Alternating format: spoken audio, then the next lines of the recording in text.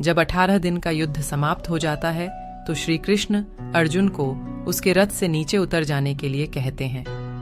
जब अर्जुन उतर जाता है तो वे उसे कुछ दूरी पर ले जाते हैं। तब वे हनुमान जी को रथ के ध्वज से उतर आने का संकेत करते हैं। जैसे ही श्री हनुमान उस रथ से उतरते हैं, अर्जुन के रथ के अश्व जीवित ही जल जाते हैं और रथ में विस्फोट हो जाता है। यह देखकर अर्जुन दहल उठता है। तब श्री कृष्ण उसे बताते हैं कि पितामह भीष्म, गुरु द्रोण, कर्ण और अश्वत्थामा के घातक अस्त्रों के कारण अर्जुन के रथ में यह विस्फोट हुआ है। यह अब तक इसलिए सुरक्षित था क्योंकि उस पर स्वयं उनकी कृपा थी और श्री हनुमान की शक्ति थी, जो रथ अब तक इन विनाशकारी अस्त्रों के प्रभाव को सहन किए हुए था।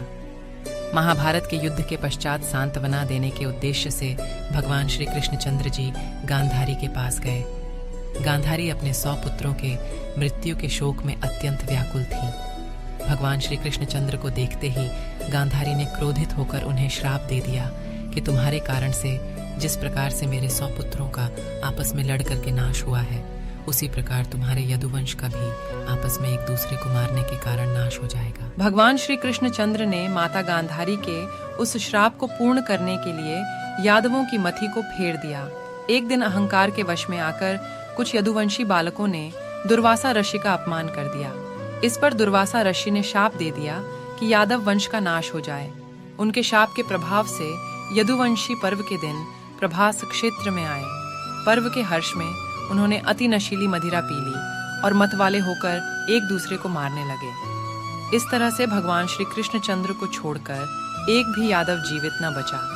इस घटना के बाद भगवान श्री कृष्णचंद्र महाप्रयाण करके स्वधाम चले जाने के विचार से सोमनाथ के पास वन में एक पीपल के वृक्ष के नीचे बैठकर ध्यानस्थ हो गए। जरा नामक एक बहेलिये ने भूलवश उन्हें हिरण समझकर विषयुक्त बाण चला दिया, जो कि उनके पैर के तलुए में जाकर लगा और भगवान श्री कृष्णचंद्र स्वधाम को पधार गए।